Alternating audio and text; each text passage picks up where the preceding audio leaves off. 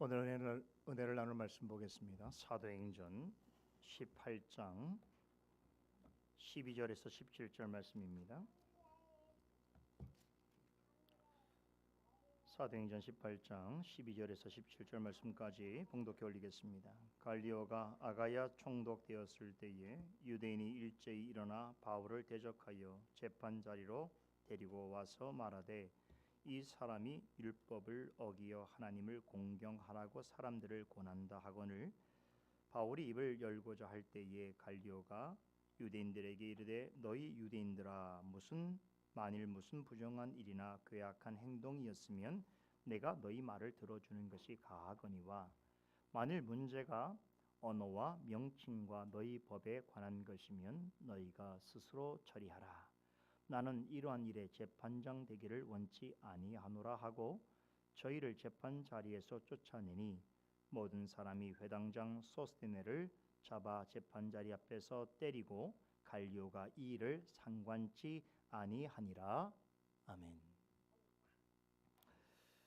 지난주에는 사도 바울이 제2차 전도 여행 중에 아테네를 떠나서 고린도에 와서 본격적으로 사역을 전개해 나가는 과정을 살펴보았습니다. 고린도는 그리스 남부에 위치한 아가야 지방의 수도로 매우 크고 굉장히 번성한 도시였습니다. 지난주에 설명드렸듯이 고린도는 로마가 식민 통치하는 도시들 중에서 당시에 가장 빠르게 번영하는 도시로 당시 인구가 무려 75만 명에 육박했습니다. 오늘날로 말하자면 뉴욕, 도쿄, 서울의 버금가는 그야말로 세계적인 메가시티였습니다. 겉으로 보자면 발전된 문명을 품고 있는 부유하고 사치스러운 도시였습니다. 그러나 그 이면은 지독하리만큼 감각적이고 향락적인 문화에 깊이 젖어 있었습니다. 그 당시 사람들조차 고린도인이 되다라고 말할 때에는 이것은 성적으로 타락하다라고 하는 의미로 이해할 정도로 극도로 부도덕하고 음란한 풍조가 도시 전체에 만연해 있었습니다. 오늘날까지도 서양 사람들 사이에서는 고린도 사람 같다라고 하는 말은 술을 많이 마시고 향락을 쫓고 음란한 행위를 하는 사람 혹은 그와 같은 부류에 속한 사람을 가리키는 격언으로 사용되어지고 있습니다.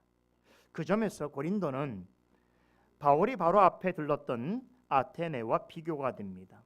아테네가 정신적으로 교만하고 부도덕한 도시였다면 고린도는 정신과 육체 모두 다 문제인 도시였습니다. 바울이 아테네를 처음 보았을 때에 느꼈던 첫 인상이 우상이 가득한 도시였다면 고린도는 우상 숭배에다 음행까지 난무하는 극도로 타락한 도시였습니다. 부패 정도로 보자면 고린도는 아테네보다 분명 한 수 위였습니다. 그 때문에 훗날 바울은 고린도에 머물렀던 추억을 회상할 때에 그때의 자신은 너무나 약하였고 두려워하였으며 힘이 떨었었노라고 고백한 바 있습니다. 고린도는 지금까지 바울이 지나온 모든 도시들 중에서 최악의 장소로 기억되고도 남을 만한 도시였던 것입니다. 그런데 문제는 그것만이 아니었습니다. 오늘 본문을 통해서도 살펴보겠지만 고린도에는 너무나 완고하고 강경한 유대인들이 있었습니다. 이들은 로마 사람들과 다른 이방 민족들에 대해서는 매우 도덕적이고 인도주의적인 태도를 보였습니다. 우상 숭배와 물질 문명이 혼합되어 있는 타락한 대도시의 전형을 보여준 고린도 사회 속에서 나름 엄격하게 자기를 규제하고 율법 조항에 충실한 삶을 살면서 자신들의 고유한 신앙 전통을 잘 지켜가고 있었습니다. 그런데 유독히 바울이 전하는 그리스도와 복음에 대해서만큼은 필요 이상으로 민감하게 반응했습니다. 바울조차 옷을 터는 행동을 하면서 나는 이제 당신들과 상관이 없노라. 하나님이 당신들에게 어떤 징벌과 심판을 내리신다 하여도 나는 잘못이 없다. 나는 할 일을 다 했을 뿐이다. 내가 당신들에게 할 수 있는 일은 더는 없다. 이렇게 만든 일에 대한 책임은 이제 당신들의 몫이다. 그리스도와 복음을 대적하는 죗값은 이제 당신들에게로 돌아갈 것이다 라고 하는 무서운 말을 남기고 그들로부터 돌아설 수밖에 없을 정도로 고린도 유대인들은 바울이 전하는 그리스도와 복음에 대하여 결사적으로 대적하고 회방하였습니다. 그들은 그리스도와 복음에 대해서 맹렬하게 반대했습니다. 바울이 아테네에서 만난 철학자들과 우상 숭배자들보다도 훨씬 더 거칠고 완고했습니다. 지금까지 바울이 거쳐온 도시들마다 어려움이 없었던 적은 한 번도 없습니다. 고린도는 그 모든 어려움들을 한꺼번에 압축해 놓은 것 같은 곳이었습니다. 시간이 흘렀음에도 그 당시를 회상하는 것만으로도 바울은 두려움과 고통에 사로잡힐 정도로 영적인 면에서 험악한 도시였습니다. 그런데요, 그런 도시에 바울은 전체 전도 여행을 통틀어서 에베소를 제외하고는 가장 오래 머물렀습니다. 이곳에 무려 1년 6개월 동안 있었습니다. 그런데 그냥 조용하게 있었던 것이 아닙니다. 그렇다고 단지 복음만 전했던 것이 아닙니다. 여기에서 교회를 세우고 목회를 했습니다. 잠시만 머물렀다가 떠나간다고 하더라도 이상할 것이 전혀 없는 이 악명 높은 도시에서 바울은 복음 전도 사역 가운데 생애 두 번째로 길게 머물렀습니다. 누가의 설명에 따르면 바울이 그렇게 할 수 있었던 이유를 크게 두 가지로 요약해 볼 수 있습니다. 바울이 고린도에 오래 머물게 되었던 첫 번째 이유는 하나님께서 그동안 흩어져 있던 복음의 동력자들을 이곳으로 불러 모아 주셨기 때문입니다. 바울이 고린도에 도착하자마자 아테네에서 잠시간 데살로니가와 베레아에 보내어졌던 실라와 디모데가 다시 돌아왔습니다. 또 바울이 고린도에 왔을 때에 그는 아굴라와 브리스길라를 만났습니다. 이들 부부는 원래 로마에 거주하였습니다. 그런데 로마 황제가 그리스도인들에게 내린 추방령 때문에 로마를 떠나서 바울보다 먼저 고린도에 와 있었습니다. 그뿐이 아니지요. 바울이 고린도에 있는 유대인 회당에서 유대인들의 반대와 그리스도를 향한 신성 모독적인 모욕에 맞서서 옷을 터는 행위를 하면서 회당을 나오자마자 디도 유스도라고 하는 하나님을 경외한 이방인을 만나게 되었습니다. 그는 회당 바로 옆에서 살고 있었습니다. 그는 바울의 전도, 복음 전도를 위해서 주저함 없이 자신의 집을 내어놓았습니다. 그의 집은 고린도에서의 복음 전도를 위하여 본거지가 되었습니다. 놀랍게도 그의 가정에서 최초로 고린도 지역의 교회가 탄생하게 되었습니다. 더 놀라운 것은 바울이 배척당했던 고린도 회당의 회당장 그리스도라고 하는 사람과 그의 온 가족이 바울에게 합류했습니다. 그리스도는 디도 유스도의 집 옆에 살고 있었습니다. 그는 회당에서 바울이 전하는 복음을 듣고 회심했습니다. 그 후에 자신의 가족과 함께 그리스도를 영접하고 세례를 받은 후에 유스도의 집에서 모이는 가정교회에 참여했습니다. 이렇게 해서 고린도의 복음 전도를 위한 동력자 그룹이 결성되었습니다. 실라와 디모데, 아굴라와 브리스길라, 디도 유스도와 회당장 그리스도보, 그리고 오늘 본문에 추가적으로 소개되고 있는 회당장 소스테네, 이들은 바울이 고린도에서 만난 동역자들입니다. 이처럼 2차 전도 여행 중에 고린도에서 가장 많은 동역자들이 한데 모이게 되었습니다.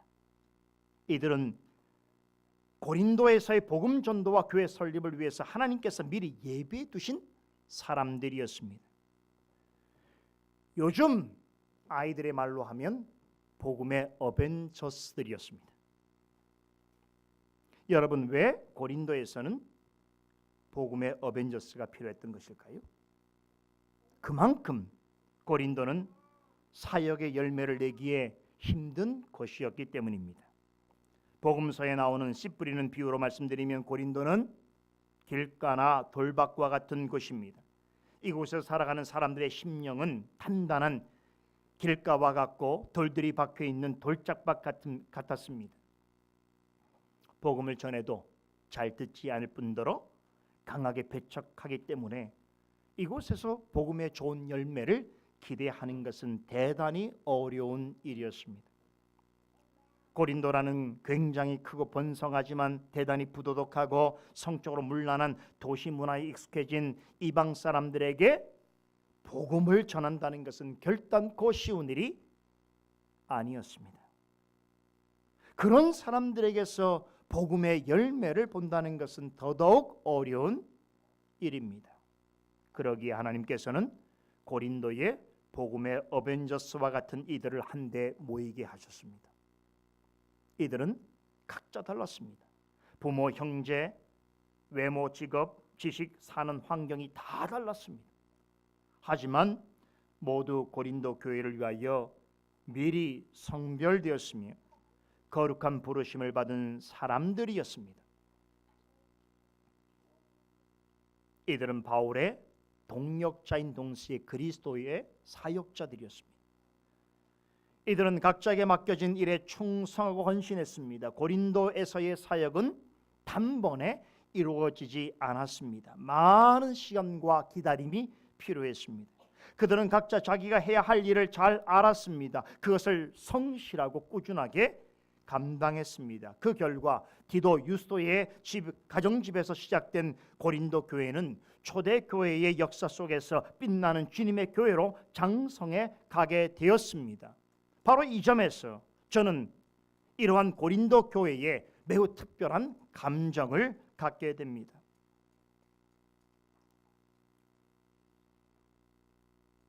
고린도 교회가 세워지는 여정 속에서 바로 우리 솔리데오 글로리아 교회의 모습을 보게 되기 때문입니다.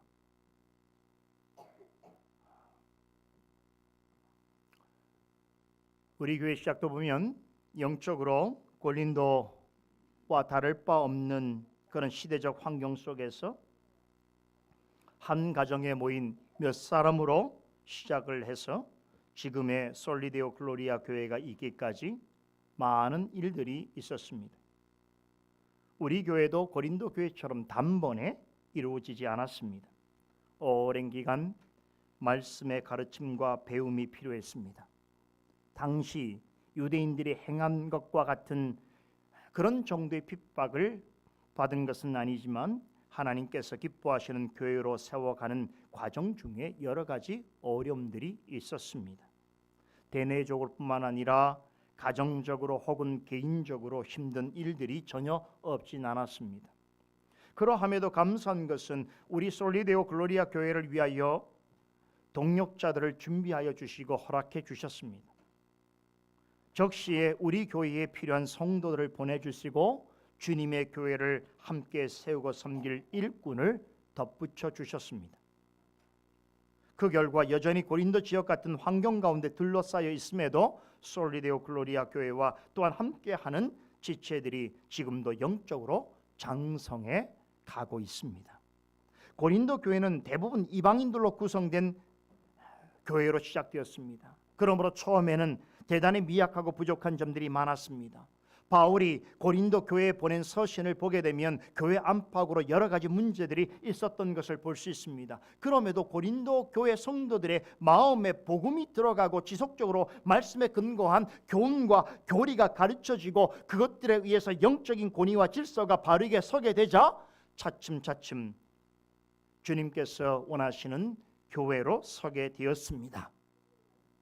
우리 솔리데오 글로리아 교회도 그와 같은 과정 중에 있다고 저는 확신합니다. 그러기에 이제 그 새로운 곳으로 교회당을 옮겨주실 하나님의 뜻과 섭리를 생각하면 할수록 저는 큰 기대와 소망을 가지게 됩니다. 그토록 세속적이고 무질서한 고린도 성 중에도 하나님께서 택하신 백성이 많다고 하셨던 것처럼 우리가 새롭게 이주하는 지역에서 하나님께서 예비해 주신 그런 성도들과 자녀들을 만나게 해 주실 일에 대하여 소망합니다. 어디로 옮기든 간에 바른 말씀 위에서 더욱 든든하게 서가고 교회됨의 본질과 자태를 드러내는 성숙한 교회로 세워져 가기를 간절히 소원합니다. 주님께서 우리 교회와 우리 모두를 그렇게 이끌어 주실 줄로 확신합니다. 바울이 고린도에 오래 머물게 되었던 두 번째 이유가 있습니다. 그것은 환상 중에 그에게 들려주신 말씀 때문이었습니다. 바울은 유스도의 집에 기거하면서 복음을 전했습니다. 모임 초소가 마련되었고 말씀을 듣고 배우기를 원하는 이들이 늘어간다는 것은 대단히 감사한 일입니다. 그러나 바울에게는 늘 그 마음 깊은 곳에 불안과 괴로움에 시달려야 하는 일들이 있었습니다. 그것은 완고한 유대인들의 도전과 위협이 계속되었기 때문입니다. 회당장 그리스보와 그의 온 가족이 주님을 믿게 되었다는 것은 바울과 고린도 교회 성도들에게는 더할 나위 없이 기쁘고 감사한 일이었으나 유대인들의 입장에서는 매우 기쁜 나쁜 소식이었습니다. 그리스보 가정에 일어난 일은 유대인들로서는 바울과 그리스도인들을 향해 더 큰 반감과 박해를 불러일으킬 만한 자극제가 되었습니다. 바울은 계속해서 이들로부터 심각하고도 실제적인 위협을 받고 있었습니다. 아무리 사도랄지라도 이런 일이 자신에게 계속적으로 반복해서 일어난다면, 또한 어떤 박해가 자신에게 가해질지 모르는 상황이 계속되어진다면 사도라도 그 행위는 소극적이 될 수밖에 없습니다. 저는 결단코 바울과 비교할 바가 아닙니다만 종종 이와 비슷한 경험을 하게 될 때가 있습니다. 제가 바울처럼 누군가로부터 복음을 전한다고 매를 맞아본 적도 없고 또 감옥에 갇혀본 적은 없습니다만 때로는 사역 중에 걸림돌이 되는 일을 만나게 되거나 또 성도들과 자녀들에게 어떤 문제가 생기거나 또 주변인들로부터 좋지 못한 소리를 듣게 될 때에 때로는 풀이 죽고 의기소침해지기도 합니다. 바울이 겪은 것과는 비교할 수 없을 정도로 작은 시련과 고난에도 쉬이 낙심되어지는데 과연 바울은 어떠했을까 하는 궁금증을 갖게 됩니다.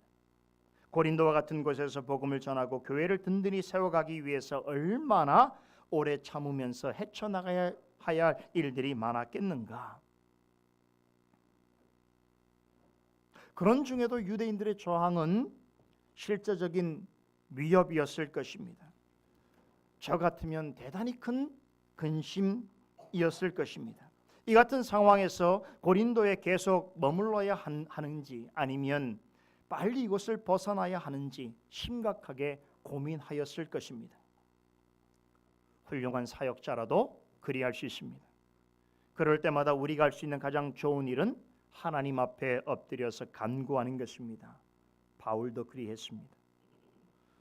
침상에서 기도하고 있을 때에 하나님께서 환상 중에 위로와 용기를 주는 말씀을 들려주셨습니다. 두려워 말라, 담대하게 계속 복음을 선포하라고 공고하셨습니다. 그렇게 할 때에 하나님께서 항상 함께 하시겠고 누구도 너를 해하지 못하게 하시겠다고 약속하셨습니다. 하나님께서 말씀을 전하고 가르치는 사역자들을 위로하시고 권면하시는 가장 좋은 방편이 무엇인 줄 아십니까? 바로 하나님의 말씀입니다. 저도 그것을 무지 많이 경험합니다. 때로 속상하고 힘들고 근심이 되고 두려울 때도 그럴 때면 어김없이 하나님께서 말씀으로 위로와 용기를 주십니다. 어떤 상황에서도 말씀 사역자로서 여러분 앞에 서기 전에 제가 먼저 말씀의 은혜를 맛보게 해주십니다. 그것은 말씀 사역자로서 부름받은 저에게 있어서는 가장 크고 소중한 선물입니다. 그 때문에 말씀 사역자로서 지금까지 버텨낼 수 있는 것입니다. 저는 말씀을 통해서 제가 받지 않은 은혜를 여러분에게 전해 본 적이 한 번도 없습니다. 저희 입술을 통해서 전달되어지는 모든 말씀의 은혜는 여러분보다 조금 앞서 하나님으로부터 받아 깨달은 것입니다. 말씀을 통해서 얻은 깨달음과 확신 없이는 어떤 진리도 바르게 전할 수 없는 것입니다. 바울은 본격적인 고린도 사역을 앞두고 심중에 큰 근심거리가 있었습니다.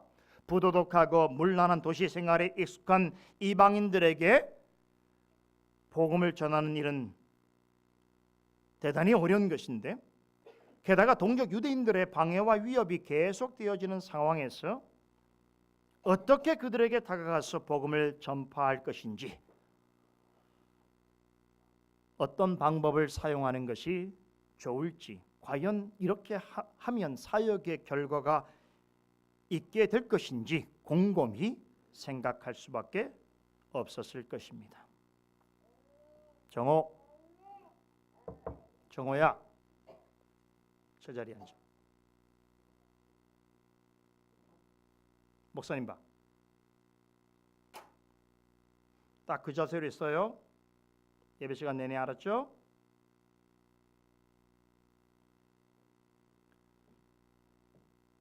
다른 우리 자녀들도 우리 정호처럼 앉아 있으세요.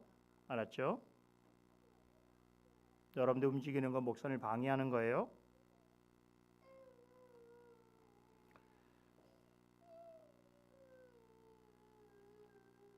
자, 이렇게 불안해하고 근심하는 가운데 하나님께 간구하게 될 때에 하나님께서 온전하고 확실한 위로와 격려의 말씀을 들려주셨습니다. 자, 여기에 더하여서 바울에게 왜 고린도에 최소한 1년 반 동안의 기간 동안 머물러 있어야 하는지 직접적인 이유를 말씀해 주셨죠. 그게 뭡니까? 이 성중에 내 백성이 많기 있기 때문이라고 하셨습니다. 그렇기 때문에 두려워하지 말고 더욱 담대하게 복음을 전하라고 하셨습니다. 저는 이 부분에서도 고린도 교회의 깊은 감정이입을 느끼게 됩니다. 지금 이때에 우리 솔리데오 글로리아 교회의 예배당을 옮기도록 하시는 하나님의 선하신 뜻이 무엇일까를 물으면서 하나님 앞에 엎드려 기도하게 될 때에 저는 바울이 고린도에서 환상 중에 들었던 그 말씀, 그것이 우리 교회를 향하신 하나님의 응답으로서 여깁니다. 우리는 왜 이곳을 떠나서 새로운 거처로 옮겨야 하는가? 이곳에 새로운 신도시가 들어선다는 것은 이것은 눈에 보이는 현상일 뿐입니다. 우리들의 신앙 본거지를 옮겨야 하는 진짜 이유는 하나님의 뜻에 있습니다. 그것은 우리를 인도해 가시는 곳에 하나님께서 취하실 당신의 백성들이 있기 때문입니다. 지금까지 함께한 여러분뿐만 아니라 새로운 거처에서 만나게 될 미래의 성도들과 자녀들과 함께 주님의 교회를 더욱 든든하고 아름답게 이루어가고자 하시는 하나님의 뜻을 이루시기 위해서 우리의 거처를 옮기게 하시는 줄로 확신합니다. 제가 오늘 오후 시간에 이와 관련해서 여러분들에게 하나님의 놀라우신 위로와 확신의 말씀을 여러분과 함께 나누는 시간을 가지려고 합니다. 우리 교회를 하나님께서 인도하시는 하나님의 손길과 방식이 어떠한가에 대해서 말씀을 전해드릴 텐데 기대해 주시기 바랍니다. 지금 이 시간에는 강설에 집중해 주시고요. 바울은 고린도 사역을 앞두고 하나님이 주시는 근심 중에 있을 때에 놀라운 위로와 확신을 주시는 말씀을 전해 듣고서 무려 1년 반 동안이나 고린도에 머물게 되었습니다. 앞서 말씀드렸듯이 바울의 생애 동안 한 도시에 두 번째로 길게 사역한 기간이 되는데요. 1년 6개월 동안 고린도에 머물면서 바울이 오직 관심을 가지고 집중한 일은 한 가지뿐입니다. 누가는 11절에 그 일을 이렇게 소개해주고 있습니다. 1년 6개월을 유하면서 그들 가운데서 뭘 했다고요? 하나님의 말씀을 가르치니라. 그렇습니다. 바울은 1년 반 동안 고린도에 있으면서 복음을 듣고 회심한 사람들에게 하나님의 말씀을 가르치는 사역에 전념했습니다.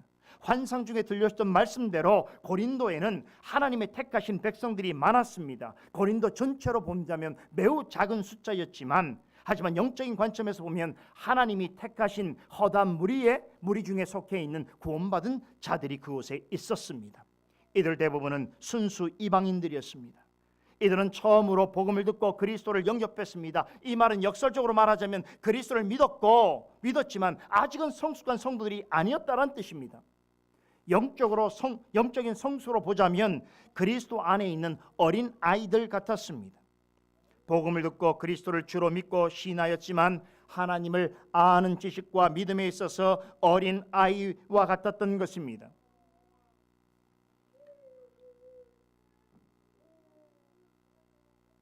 영적으로 그들은 그렇게 유약했고 부족한 점이 많았습니다.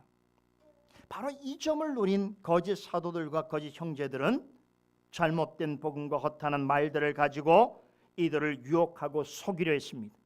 또한 교회 안에 세속적인 생각들과 일들을 끌어들여서 다툼과 분쟁을 조장하고 교회와 말씀 사역자의 권위에 도전하게 하며 교회를 무질서하고 혼란스럽게 만들어갔습니다. 바울은 고린도 교회에 보내는 서신에서 이런 문제들에서 자세하게 언급합니다. 초기에 고린도 교회에 들어온 사람들은 교회에 대해서 잘 몰랐습니다. 여러분도 마찬가지 아닙니까? 세상에서 그냥 세상의 방식으로 살아가다가 교회에 온 사람은 그리스도를 믿고 구원받았다고 고백하더라도 교회를 몰라요. 교회를 모르니까 세상의 모임과 교회를 구분하지 못하니까 교회를 세상의 일처럼 생각하고 그렇게 참여하고 그러게 되기를 바라는 사람들이 많습니다. 세상에서 하던 습관 그대로 가지고 와서 교회에서 똑같이 행하려고 목소리를 높이는 사람들이 있습니다. 여러분, 제가 이번에 우리 교회 예배당을 이전하는 일을 통해서 제가 깨달은 것이 하나 있습니다. 오후 시간에 말씀을 드리겠습니다만, 눈으로 보기에는 우리가 단지 어떤 공간을 찾고 예배당을 구하는 일처럼 보여지지요. 그런데 제가 그동안 쭉 일을 돌아보며 생각되는 것은 이 일은 우리에게서 매우 영적인 일이라는 것입니다. 하나님의 일을 하는 것은 우리가 세상에서 내 집을 구하거나 내 살만한 형편을 찾는 것과는 전혀 다르다는 것입니다. 거기에 하나님의 손길과 뜻을 따라 행해야 되는 것입니다. 그런데 교회에 들어오긴 했으나 교회가 어떤 것을 모르니까 늘 교회 안에서 문제가 일어나는 거예요. 그래서 심지어 보면 고린도 교회에 어떤 사람들이 있었냐면 예배당에 들어와서까지 술을 먹고 취해 있는 사람들도 있었습니다. 성찬에 대해서도 무지했기 때문에 성찬이 시행될 때면 먼저 먹을 것을 싸가지고 와서 자기의 마음에 맞는 사람들끼리 먼저 음식을 나눠 먹었습니다. 패를 나눴어요. 그 늦게 온 사람들은 먹을 것이 없었어요. 그렇게 배가 부른 상태에서 성찬에 아무렇게나 행했던 것이. 그래서 고린도전서 11장에 보면 성찬을 그렇게 행하는 것을 자신의 죄를 먹고 마시는 것이라고 그렇게 경고한 것입니다. 왜 그렇겠습니까? 오랜 세월 동안 부도덕하고 방탕한 이방 문화에 젖어 살았기 때문이겠지요. 그런데 더 중요한 이유는 뭐냐면 하나님의 말씀에 대해서 무시했기 때문입니다. 그러기에 바울은 1년 6개월 동안 고린도에 머물면서 그리스도 안에 유아 같은 이들을 대상으로 무엇을 했겠습니까? 하나님의 말씀을 가르치는 일에 전념할 수밖에 없었던 것이, 교회가 해야 될 일은 바로 이것입니다. 우리 성경에 가르치니라고 하는 이렇게 번역된 이 헬라어는요, 디다스콘이라는 말인데, 이 말을 제가 원문 성경을 보니까 능동태 분사형으로 기록되어 있습니다. 뭘 말하는 것입니까? 바울이 고린도에 머무는 동안 어떻게 했다는 거예요? 분사라고 하는 건 뭐 과거로부터 지금까지 계속적으로 지속적으로 그 일을 반복하는 걸 말해주는 것이에요. 그러니까 사도 바울은 고린도에 머무는 동안 끊임없이 하나님 말씀을 가르치는 일에 힘썼다는 것입니다. 재미있는 것은 이 디다스콘이라고 하는 헬라어 단어가요, 히브리어 리마드라고 하는 말을 번역한 것인데, 이 리마드라는 말은 원래는 배우다입니다. 철저하게 배우다라는 뜻을 가지고 있어요. 근데 이것이 시간이 지나면서 어떻게 변형되냐면 철저하게 가르치다는 말로 의미가 바뀝니다. 과거에 철저하게 배우다는 말이 지금에서는 철저하게 가르치다는 말로 바뀌었다는 것이, 여기에는 1세기 교회와 21세기 교회를 통틀어서 여전히 적용되어야 하는 한 가지 중요한 교훈이 담겨 있습니다. 시대를 막론하고 주님의 교회에는 하나님의 말씀을 바르게 가르치는 자와 하나님의 말씀을 부지런히 배우는 자가 있어야 한다는 것입니다. 그런데 이 일은 한두 번 가지고 되는 일이 아닙니다. 한두 번 가르치고 배웠다고 해서 단번에 성숙한 수준에 이를 수가 없는 것입니다. 어린 아이가 건강한 성인으로 자라나는 데는 많은 시간과 많은 노력이 필요합니다. 영적으로 성숙해 가는 것도 마찬가지입니다. 진리 안에서 배우고 확신한 일에 거하기 위해서는 계속해서 바른 가르침이 전해져야 하는 것이고, 근면하고 끈기 있는 배움의 과정이 동반되어져야 하는 것입니다. 이렇게 공적인 방식으로 지속적으로 말씀을 가르치고 배우는 일은 오직 교회를 통해서만 가능한 것입니다. 예나 지금이나 고린도와 같은 곳에 주님의 교회들이 많이 세워져야 할 이유가 바로 여기 있습니다. 감사하게도 고린도에는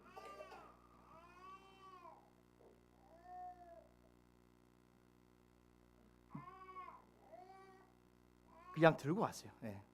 막지 말고 뒤로 가세요. 다 같이 기도하십시다. 자라나는 거 이러면서, 그죠?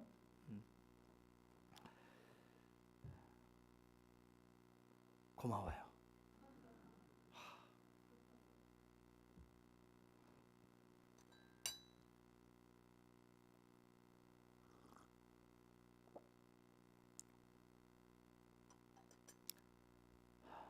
조금 늦게 왔으면 시험 받을 뻔했어 내가.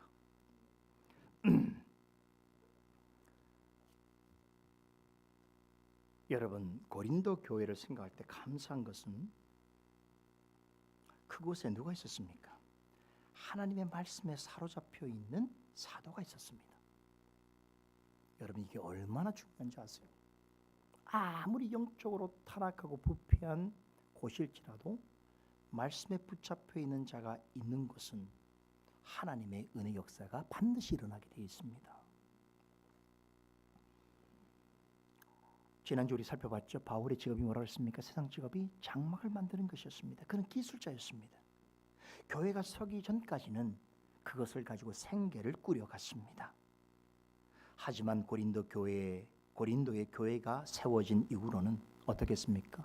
하나님의 말씀을 전하고 가르치는 본업에 충실했습니다. 그 외에 교회를 세우는 데 필요한 다른 일들은 다른 동력자들이 맡아 행하게 했습니다. 그렇게 하여서 유스도의 가정에서 시작된 고린도 교회는 바울이 머문 18개월 동안 놀라운 변화와 성장을 거듭해 갔습니다. 이 같은 일은 원리적으로는 오고 오는 모든 세대의 교회에 그대로 적용되어집니다. 말씀을 바르게 가르치는 자와 바르게 배우는 자들이 함께하는 교회는 반드시 영적으로 변화되어져 가고 장성해 가게 되어 있습니다. 이것이 교회의 영적 성숙의 기본 원리인 것입니다.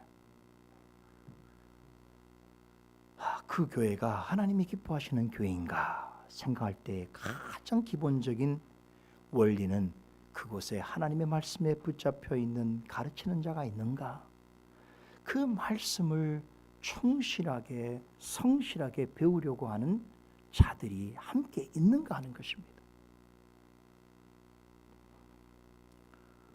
저는 고린도 교회가 그렇게 자라나는 것을 보면서 우리 솔리디오 글로리아 교회에 대한 소망을 갖게 되는 것입니다. 우리 교회도 그리할 수 있다라고 하는 소망을 갖는 것입니다.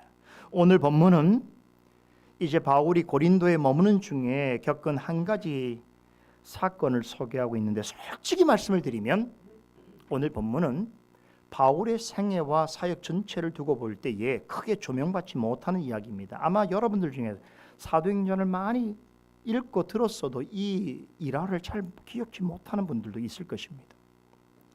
어쩌면 있어도 그만 같고 없어도 그만인 것 같이 여겨지는 사건입니다. 그도 그럴 것이 오늘 본문의 전체 주어는 바울이 아닙니다.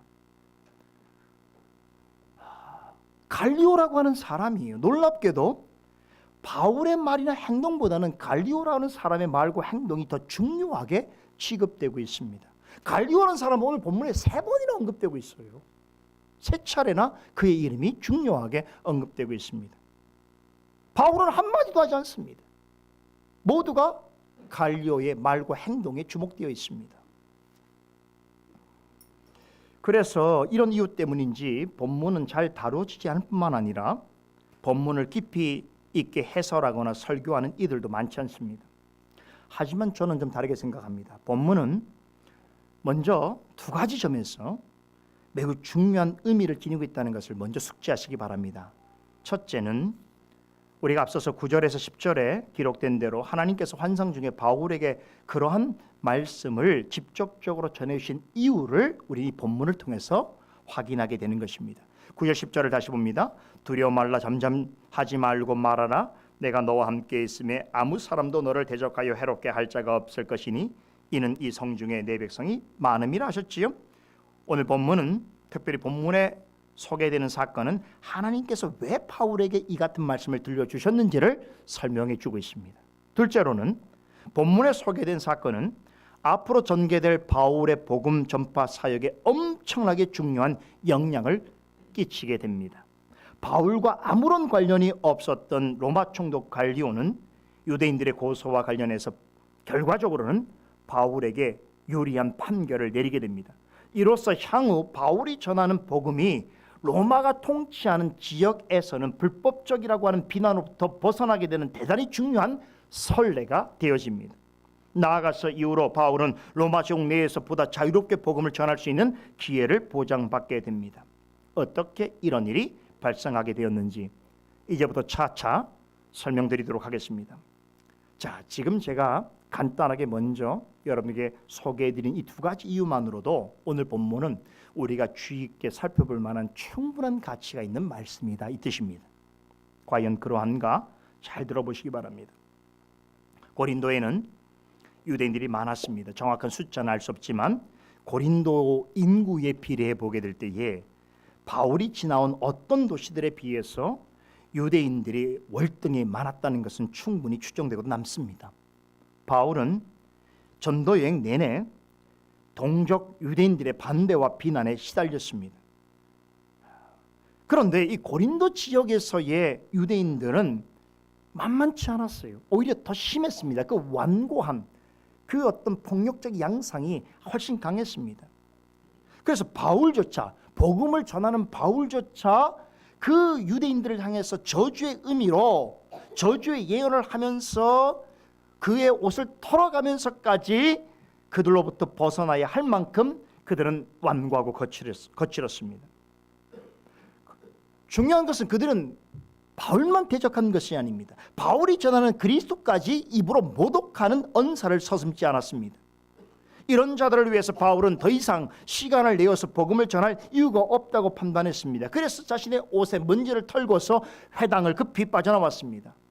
회당에서 이 모습을 지켜본 유대인들은 바울이 행한 행위의 의미가 무엇인지를 알고 있었습니다. 그러니 그들이 분노했을 것입니다. 곧이어 그들의 불같은 분노에 기름을 끼얹는 사건이 일어났지요. 회당장 그리스보와 그의 온 가족이 바울이 전하는 복음을 듣고 개종하여서 그리스도인이 되었다는 소식을 전해 들었던 것입니다. 고린도 유대인들의 완고하고 폭력적인 정서로 보게 될 때에 지금 이런 정도만의 일만으로도 이미 바울에게 돌세를 했다든가 아니면 그를 추방시키고도 남았던 것입니다. 그런데 바울은 상당 기간 동안 고린도에서 매우 안전하게 사역을 지속할 수 있었습니다. 여러분, 어떻게 그런 일이 가능했을까요? 환상 중에 들려주신 말씀 그대로 되었습니다. 무슨 말입니까? 우리 주 예수 그리스도께서 그와 함께 하시기 때문에 아무도 그에게 해를 가하지 못하게 하셨다는 것입니다. 예전에 유대교 지도자들이 예수님을 향해서 끓어오르는 시기심과 분노를 참지 못하면서도 감히 그리스도에게 손 하나 까딱지지 못했던 그 두려움, 그 사실을 기억하시죠. 그랬던 것처럼 고린도 유대인들도 바울에게 감히 손을 대지 못했습니다. 왜 그렇습니까? 그와 함께 하신다고 약속하신 주께서 그를 지키시고 보호하셨기 때문입니다. 그러다가 아가야 지방에 갈리오라는 사람이 새로운 총독으로 부임하게 되면서 예상치 못한 사건이 터지고 말았습니다. 이 일을 계기로 그동안 억눌려 있던 유대인들의 불만이 한꺼번에 폭발했습니다. 여전히 바울과 그가 전하는 복음과 그리스도를 대적하려고 하는 유대주의자들은 아가야 지방에, 이 아가야 지방이 어디냐면 그리스 남부예요. 그러니까 그 그리스 남부의 수도가 어디입니까? 여기가 바로 고린도입니다. 이 아가야 지방에 새로운 총독으로 교체되는 이를 계기로 고린도에서 바울을 완전히 몰아내릴 계획을 세웠습니다. 그래서 바울만 제거한다면 그가 전하는 복음도 위세를 잃게 될 것이고 그를 따르는 무리도 와야 될 것이라고 생각했습니다. 이런 기대감을 가지고 일치 단결해서 바울을 대적하는 목소리를 내었습니다. 결국 그들은 새 총독에게 고소하기 위해서 바울을 붙잡아서 재판정으로 끌고 갔습니다. 자, 그런데 이런 일은 사실 그 자체로 불법입니다. 하지만 유대주의자들은 이제 권력 지형이 바뀌게 되어지는 이 정치적인 격변기의 틈을 이용해서 어찌되었건 간에 바울을 제거해 보려고 했습니다. 자, 오늘 본문에 갈리오라는 사람이 등장하는데 이 사람은 역사적 실존 인물입니다. 제가 왜 역사적 실존 인물이라는 것을 굳이 말하냐면 로마 책에 기록되어 있는 사람이에요. 이 사람은요, 글라우디오 황제 때에 아가야 지방의 총독으로 파견되었는데 사실 이 사람보다 그 형제인 그의 형인 사람이 훨씬 더 유명합니다. 웬만큼 인문학을 아는 사람은 이 형을 다 이름은 들어본 사람이에요. 누군가 하면 로마 역사상 가장 유명한 철학자이자 위대한 정치가이면서 동시에 로마 황제 그 네로의 가정교사이기도 했던 사람입니다. 누군지 아십니까? 바로 세네카입니다. 세네카가 그의 친형이에요. 세네카는 당대 스토아학파의 대표적인 철학자로서 당시의 현자라고 불리는 사람이었습니다. 그는 특별히 삶과 죽음에 관하여서 아주 많은 명언들, 지혜의 말들을 남겼습니다. 그래서 지금까지도 많은 사람들 입에 회자되어지고 그를 칭송하는 사람들이 많습니다. 그는 여러 권의 책 중에 두 권의 책을 자신의 동생 갈리오를 위해 썼는데 그 책에서 갈리오를 이렇게 표현합니다. 매우 관대하고 친절한 사람으로 묘사했습니다.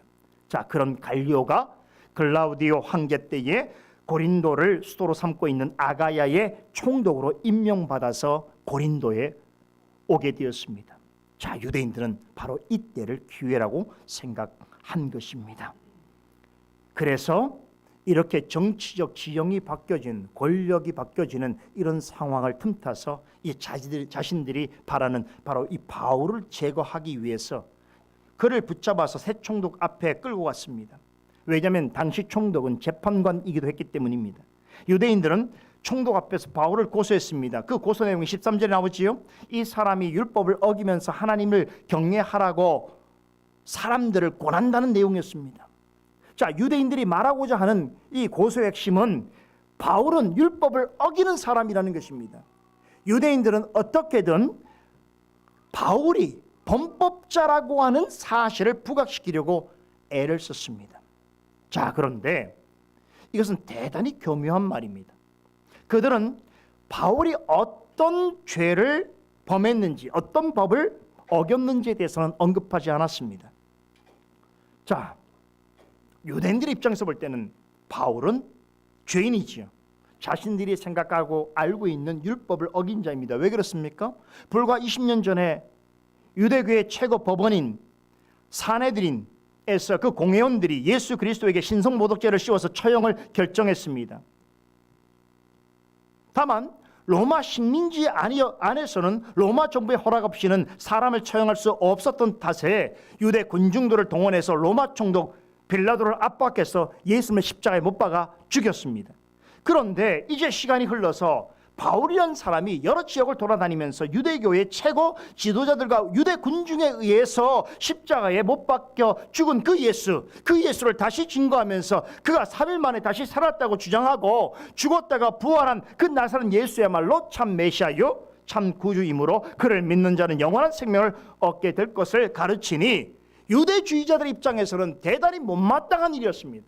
만일에 사도 바울이 증거한 내용을 그대로 그들이 진실로 받아들인다면 어떻게 됩니까? 유대의 최고 법원인 사네드린에서 내린 그 판결은 잘못된 것이고, 그렇죠? 그들이 유대 군중과 힘을 합해서 예수 그리스도를 죽인 것은 불법이 되어지는 것입니다. 그것은 스스로 용납할 수 없는 일이었던 것이죠. 유대인들로서 바울의 가르침은 유대주의자들의 종교적 신념과 정면으로 충돌하는 것이었습니다. 자, 그들도 한때 예수님 당시 어떤 일이 있었습니까? 예수님에 대해서 관심이 있었습니다. 관심이 없었던 건 아닙니다. 혹시 저 예수가, 낯선 예수가 어떤 특별한 사람은 아닌가 생각했던 때도 있었던 것이지요. 예수님을 바라보면서 저가 구약 시대에 우리가 그토록 기다려왔던 혹시 메시아가 아닌가, 혹은 구약에 있어서 그 어떤 선지자가 다시 나타나는 것은 아닌가 관심을 가졌었습니다. 하지만 결정적으로 예수님은 유대인들이 생각하고 기다려왔던 메시아와는 너무나 달랐습니다. 그들이 기다린 메시아는 강력한 힘과 권력을 가진 세상 지도자입니다. 그가 이 땅에 유대인을 중심으로 하는 지상 왕국을 세우는 그런 일을 해야 합니다. 그렇게 함으로써 이스라엘을 로마의 압제로부터 해방시켜주고 유대인들을 위해서 이 땅에 지상 왕국을 세워줄 수 있어야 합니다. 그들은 인간 메시아를 통해서 그런 일이 이루어지기를 바랬습니다. 그렇게 될 때에 이제 세계에 흩어져 있던 디아스포라 유대인들이 팔레스타인으로 모여들어서 비로소 한 나라를 이루게 되는데, 그때부터 메시아가 왕이 되어서 이스라엘을 다스리는 메시아 시대가 될 것이라고 믿었습니다. 그런데 예수님이 어떻겠습니까? 예수님이 오셔서 유대인들만을 위해서 온 것도 아니고 로마의 손아귀에서 이스라엘을 해방시킬 어떤 생각도 없으셨고, 유대인들이 보기에는 더럽고 추한 죄인들과 오히려 더 가깝게 지냈고, 죄인들을 위해서 고난받고 죽으러 왔다고 하시니 유대인들로서는 예수님에게 실망할 수밖에 없었던 것입니다. 그들이 보기에는 가짜 메시아였던 것입니다. 그래서 예수님을 십자가에 못 박아 죽였습니다. 그런데 언젠가부터 바울이라는 사람이 나타나서 이 예수가 참 메시아라는 말을 전하고 그가 전하는 그것을 복음이라고 하니 유대인들의 입장에서는 바울과 그가 전하는 복음은 엄청난 눈의 가시였습니다. 하지만 예수님 때 그랬던 것처럼 자신들의 힘만으로는 바울을 제거할 수 없었습니다. 로마 정부의 간섭과 도움이 필요했습니다. 그래서 그들은 바울을 향해서 율법을 어기는 자라라고 하는 표현을 사용하면서 로마 총독 갈리아에게 데려와 고소하게 되었던 것입니다. 자, 그런데 이것이 왜 교묘한 말장난에 불과한 것인가? 그들은 바울이 유대인의 율법을 어긴 것으로 판단하고는 있었지만 로마 총독에게는 그가 로마법을 어긴 범법자처럼 고소한 것입니다. 이게 교묘한 것이. 구체적으로 바울이 어떤 죄를 어겼는지에 대해서 명시하지 않았습니다. 일부러 자세하게 말하지 않았습니다. 자신들이 보기에는 바울은 유대인의 법을 어긴 죄인이지만 이 사실만으로는 로마 법정에서는 이것으로는 판결을 받을 수 없으니 로마 총독으로 하여금 마치 바울이 로마법을 범한 죄인으로서 처벌해 주기를 바랬던 것입니다. 이 말은 그들이 주장하는 이유로는 바울을 로마 법정에 고소할 수 없다는 것을 그들 스스로가 알고 있었다는 뜻입니다. 당시 로마 제국은 로마인들을 외래 종교로 개종하는 것이 아니라고 한다면 다른 종교들을 허용해 주었습니다. 제가 지난 시간에 말씀드렸던 그 로마에서 로마 황제 글라우디오가 유대인들과 그리스도인들을 추방한 것은 그 이유가 뭐냐면 매우 정치적인 것이에요. 그들이 로마 시민들을 개종시킬까 하는 그런 두려움 때문이었습니다. 하지만 로마법은 로마가 식민 통치하고 있는 지역에서는 어느 정도의 종교적 자유를 허용하였습니다. 유대인들은 자신들의 전통적인 방식에 따라서 여호와를 섬기고 예배할 수 있었습니다. 그처럼 로마 치하에서는 유대인들과 다른 방식으로도 하나님을 섬기고 예배하는 일이 허용되었습니다. 이 사실을 유대인들이 모르지 않았을 것입니다. 무슨 말입니까? 유대인들이 바울을 고소한 것은 처음 그 시작부터 부당한 일이었다는 것입니다. 범죄 사유가 되지 않는 것을 알면서도 매우 무리하게 고소했습니다. 로마 총독이 자신들이 고소한 내용을 바울이 로마법을 어기고 로마 시민들을 개종시키려 하는 범법자로 여겨주기를 바랬던 것입니다. 그러니까 어떻게 해서든 바울을 제거하기 위한 목적으로 큰 무리수를 둔 것이에요. 이게 왜 가능하냐면 이 새 총독이잖아요. 여러분, 새 총독은 누구의 눈치를 봐야 됩니까? 자신이 통치하는 지역의 많은 사람들, 자신을 지지해 줄 많은 사람, 유대인들 수가 대단히 많았던 것이죠. 그러니까 총독으로서는 유대인들의 표를 생각해야 되고 유대인들의 지지를 생각해야 되기 때문에 이들이 이러한 어떤 정치적인 격변적인 상황 속에서 로마 총독이 된 이 갈리오가 온전한 판단력을 하지 못할 수 있다라고 하는 생각으로 이미 자신들이 이것이 불법적이고 온전한 고소가 아닌 줄 알면서도 바울을 고소하게 되었던 것입니다. 그래서 교묘하다는 것이. 안 되면 계속하려고 했겠지요. 자, 이런 상황에서 바울은 이제 법정에서 자기 자신에 대하여 변호하고자 했습니다. 셀프 변호예요. 바울 정도면 이 정도의 허접한 논리, 이 무고한 소송에 대해서 충분히 자신의 결박함을 증명해낼 수 있습니다. 자, 그런데 입을 떼서 말하려고 하는 순간 어떤 일이 벌어졌습니까? 총독이 바울의 입을 막아버렸어요. 가로막아버렸습니다. 이제 자신의 입장을 설명하려고 하는 참에 말하지 못하게 했습니다. 그리고 바울로 하여금 아무런 말도 하지 못하게 한 후에 직접 자신이 나서서 중요한 판결을 내립니다. 그 내용이 14절에서 15절에 나옵니다. 다시 봅니다.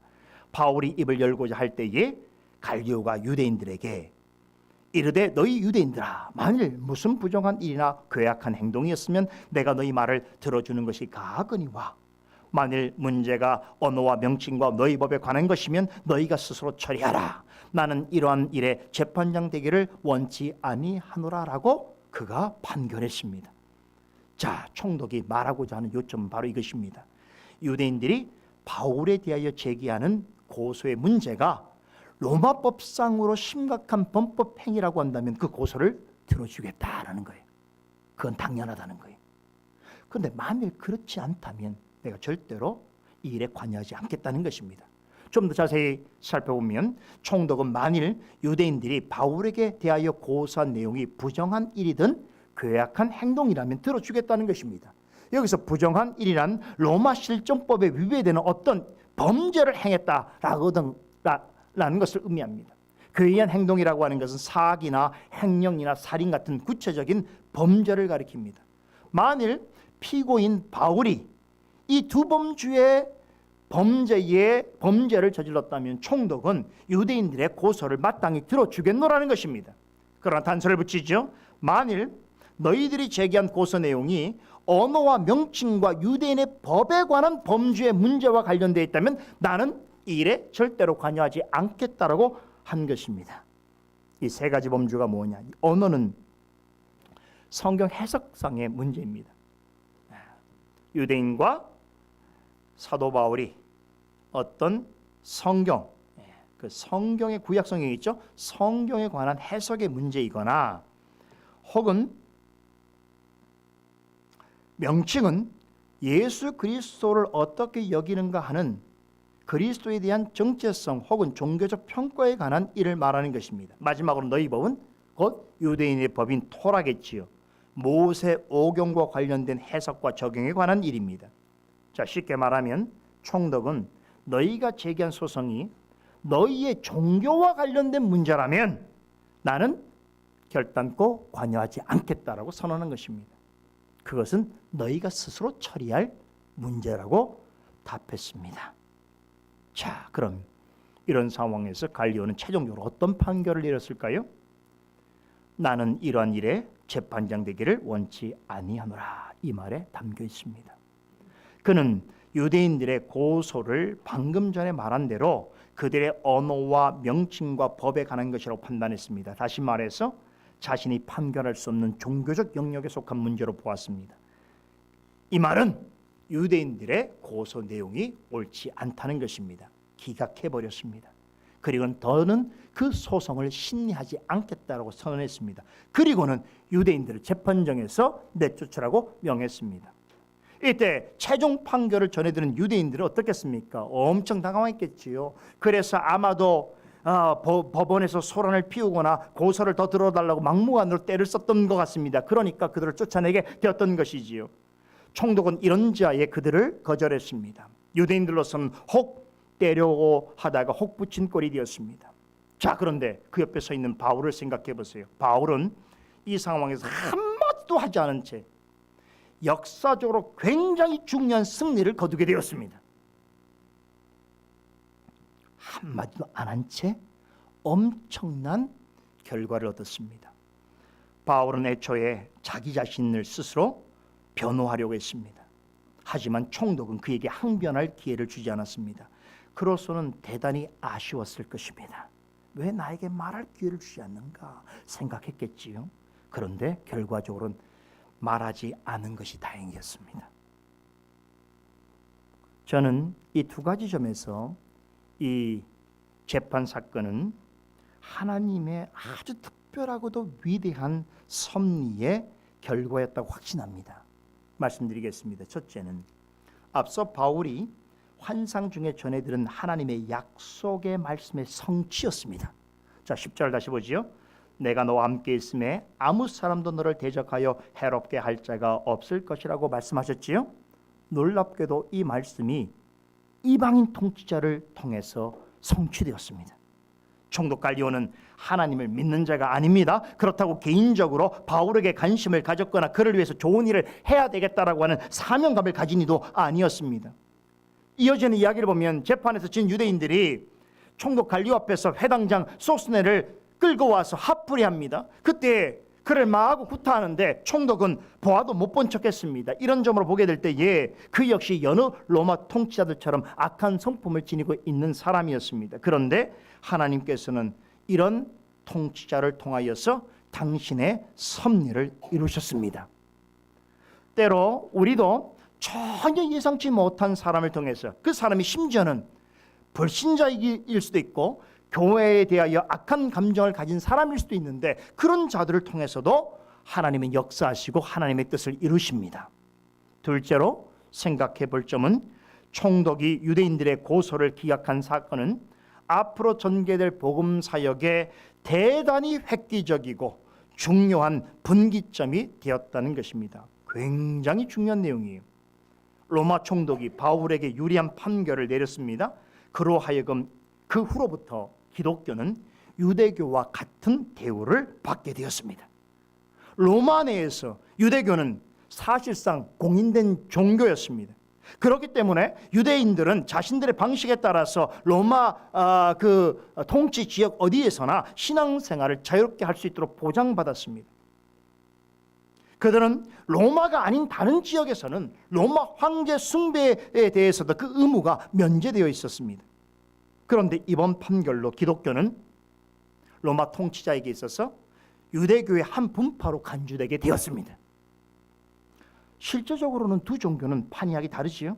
하지만 갈리오의 판결은 기독교도 유대교라는 우산 아래서 로마 당국으로부터 보호를 받게 되는 법적인 선례를 마련해 주게 된 사례가 되었다는 것입니다.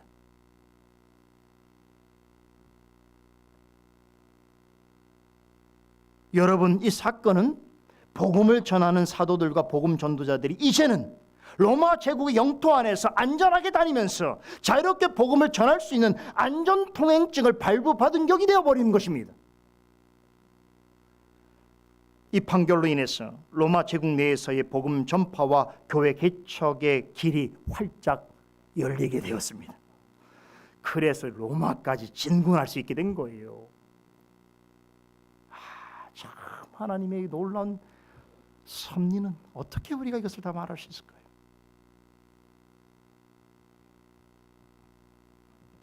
여러분, 이 판결은요, 비록 하나님을 전혀 알지 못하는 바울에게 아무런 관심이 없는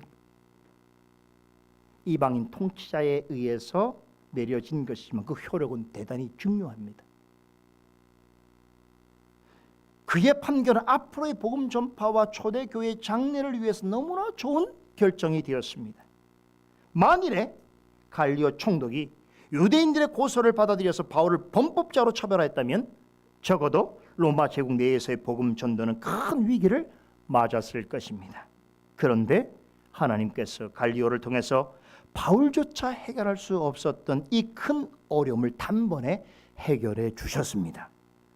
바울이 유대인들에게 붙잡혀서 그의 앞에 끌려가게 될 때만 하더라도 이런 결과가 있으리라고는 아무도 생각지 못하였을 것입니다. 더군다나 로마 총독이 하나님의 손에 붙들린 도구가 되어서 이 같은 놀라운 일을 이룰 것이라고는 그 누구도 상상하지 못했을 것입니다. 그런데 이 놀랍고 큰 일을 하나님께서 이방인 통치를 통하여 이루셨습니다.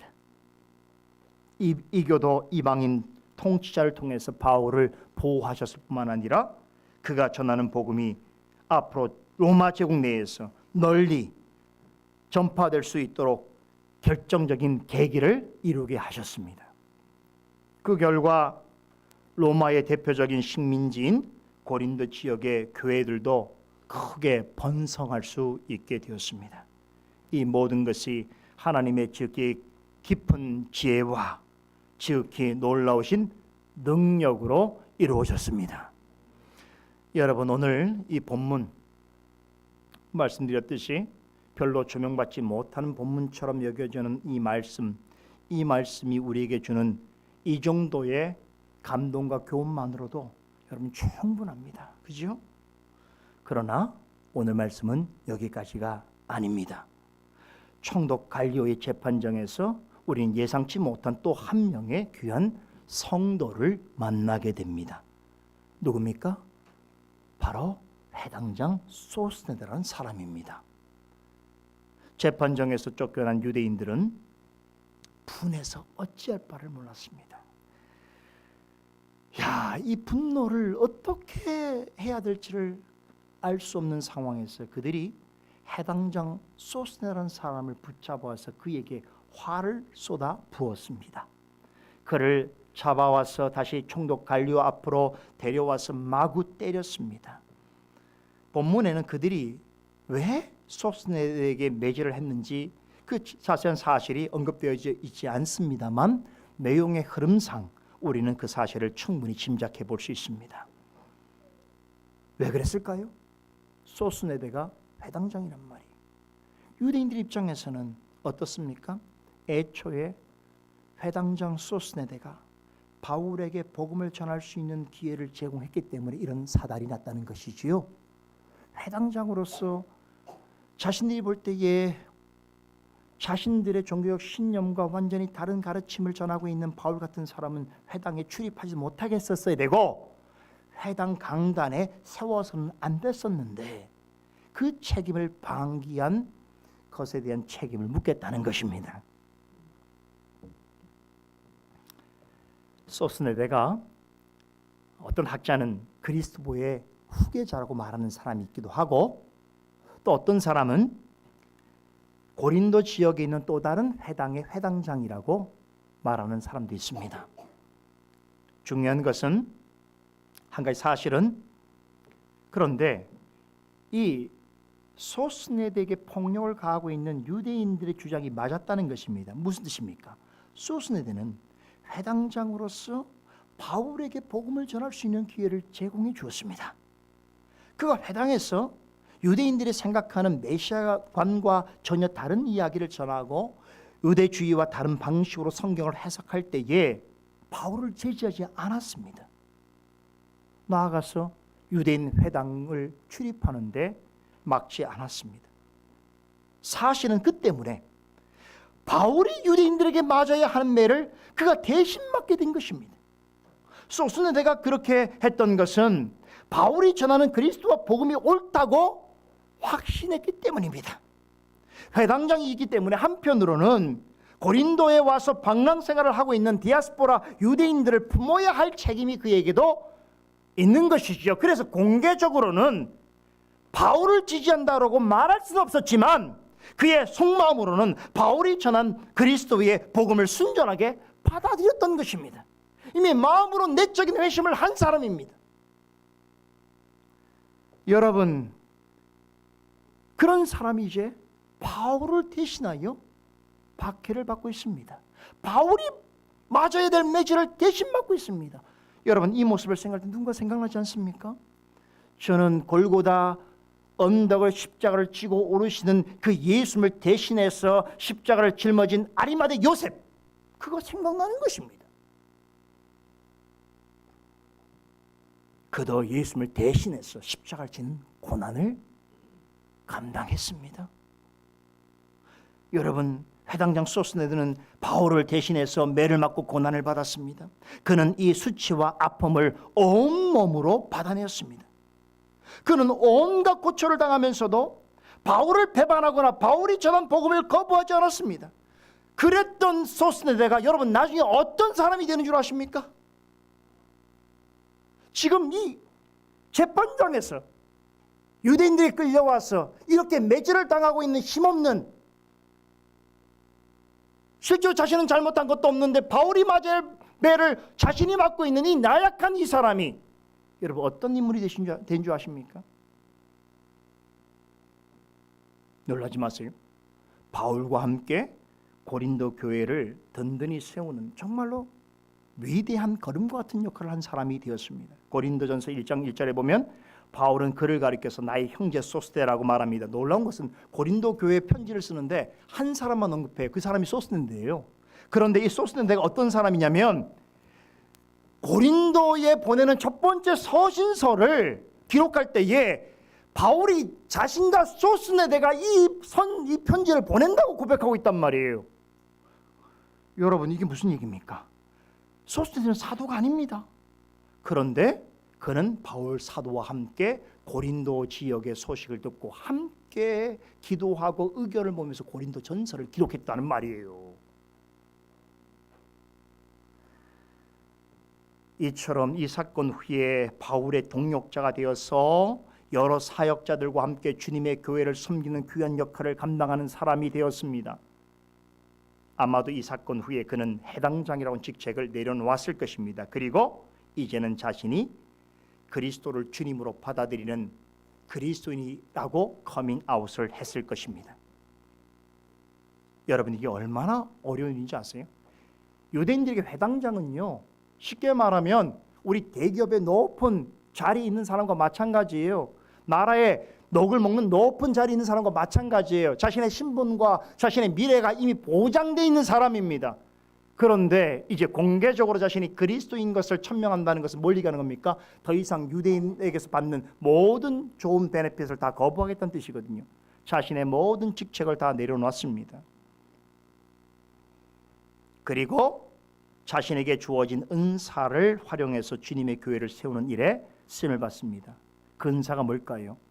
이게 그가 나중에 바울이 에베소를 갈 때에 에베소를 같이 가게 됩니다. 그리고 그곳에서 고린도 교회에 관한 소식을 전해 듣고 아까 말씀드린 것처럼 바울과 함께 고린도 전서를 기록해서 그 고린도 교회 성도들을 위해서 많은 지혜의 권면들을 기록해서 보내게 되어집니다. 그런 점에서 저는 소스네드는 바울과 함께 성도들을 가르치는 교회 교사로 섬겼다고 확신합니다.